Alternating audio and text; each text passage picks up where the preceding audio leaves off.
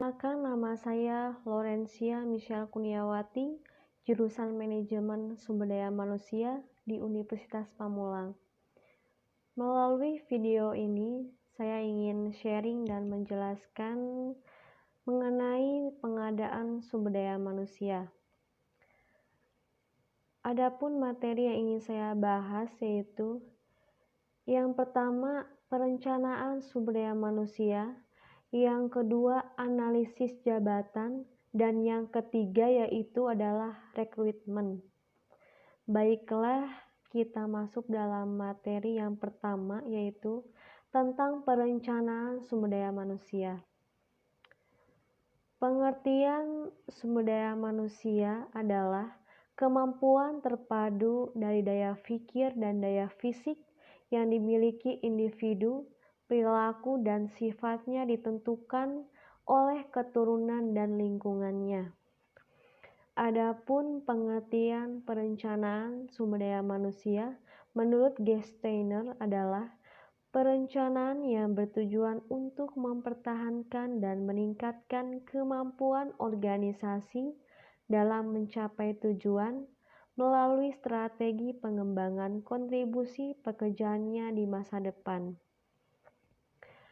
Adapun tujuan perencanaan sumber daya manusia.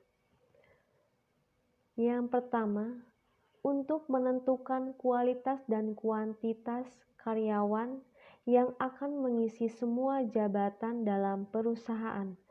Yang kedua, untuk menjamin tersedianya tenaga kerja masa kini maupun masa depan sehingga setiap pekerjaan ada yang mengerjakannya. Yang ketiga, untuk menghindari terjadinya mismanagement dan tumpang tindih dalam pelaksanaan tugas. Yang keempat yaitu untuk mempermudah koordinasi, integrasi, dan sinkronisasi sehingga produktivitas kerja meningkat. Poin yang kelima yaitu untuk menghindari kekurangan atau kelebihan karyawan. Adapun kendala-kendala dalam perencanaan sumber daya manusia yaitu yang pertama, standar kemampuan sumber daya manusia. Yang kedua, situasi sumber daya manusia. Dan yang poin terakhir adalah kebijaksanaan perburuhan pemerintah. Materi selanjutnya yaitu tentang analisis jabatan. Dessler mengungkapkan bahwa analisis jabatan merupakan prosedur untuk menetapkan tugas dan tuntutan keterampilan dari suatu jabatan dan orang macam apa yang akan melaksanakan pekerjaan tersebut. Dalam pengertian ini, Dessler menekankan pada dua aspek yaitu menyangkut isi pekerjaan dan orang yang melaksanakan pekerjaan.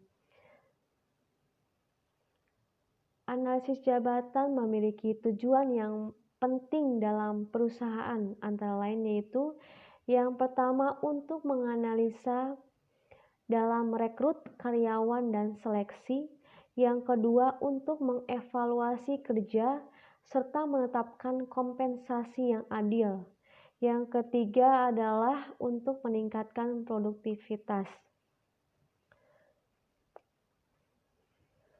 Materi yang selanjutnya yaitu rekrutmen merupakan proses mencari, menemukan, dan menarik para pelamar kerja untuk dipekerjakan di perusahaan. Tujuan diadakannya perekrutan yaitu yang pertama untuk mengkoordinasi upaya perekrutan dalam program seleksi dan pelatihan. Yang kedua, agar konsisten dengan strategi, wawasan, dan nilai perusahaan. Dan poin yang terakhir adalah untuk memenuhi tanggung jawab perusahaan dalam upaya menciptakan kesempatan kerja. Sekian presentasi dari saya.